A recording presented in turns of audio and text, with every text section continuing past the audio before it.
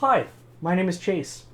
I have made a few videos on this channel about Destiny 2, but I wanted to branch out into something that I have a equal, if not more, thriving at the current moment in time passion for. That's Airsoft. So, just a quick overview as to what this is. I recorded this about 5 times, and I just went on a amazing diatribe about Airsoft. But for those of you who know, and those of you who are still here, this is a project that I've been working on for the past few weeks. It's called an SVU. This product is licensed by Echo 1 in the United States as a CSR Wyvernov. That licensing doesn't really do a whole lot for me, except increase the price. So this is one of those guns that Evike can put in the box of awesomeness and say that it's a $400 gun, but the CYMA one, which this is OEM'd by, is actually only about $250 nowadays. So same thing, same but different. So this gun, I've put some work into where I can. There are some things that you just can't do anything about, and I'll get into that in a minute as well here. But this gun is a bullpup Dragunov. It's the same length barrel as a Dragunov. It's the same gearbox as a Dragunov, but it is bullpup, which I think is pretty cool. Some people aren't a fan of the ergonomics here. I think it's really not that bad when you're actually holding it outright. Yeah, your thumb kind of touches the mag a little bit, but I have big hands, and even I can kind of reconcile with the way that this gun wants you to hold it. This is a PSO-1 optic. It's not real. It's from Evike, and it was the only one that I could ever find in stock anywhere for under like $500.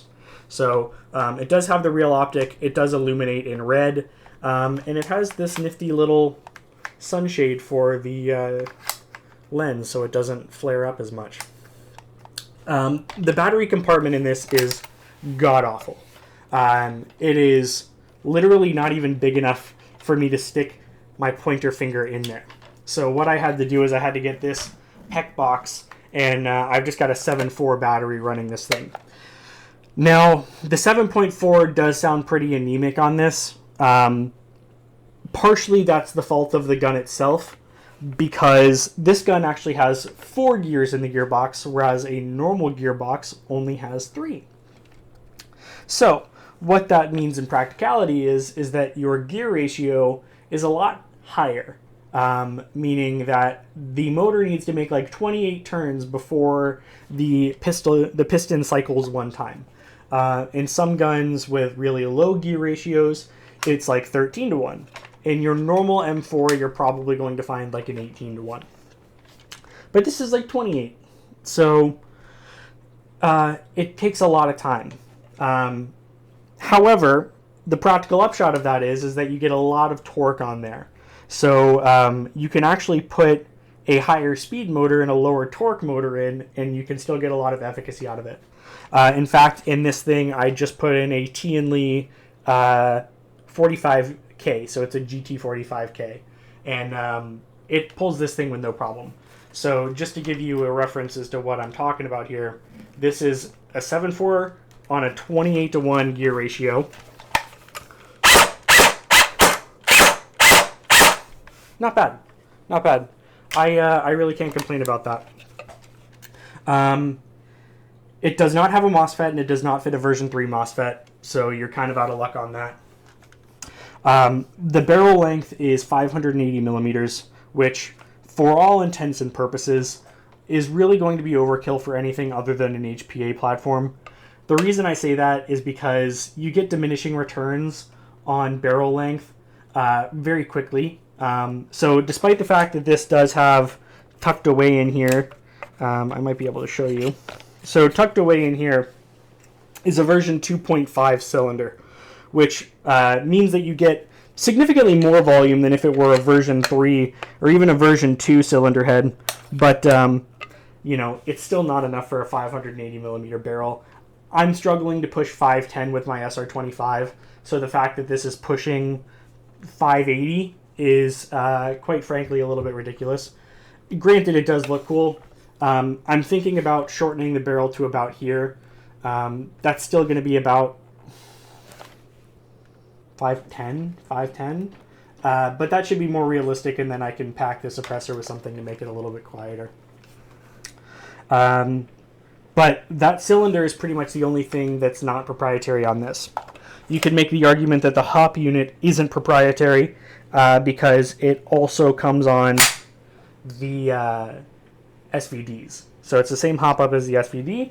And I actually think that it might be one of the coolest or most effective stock hop units I've ever seen.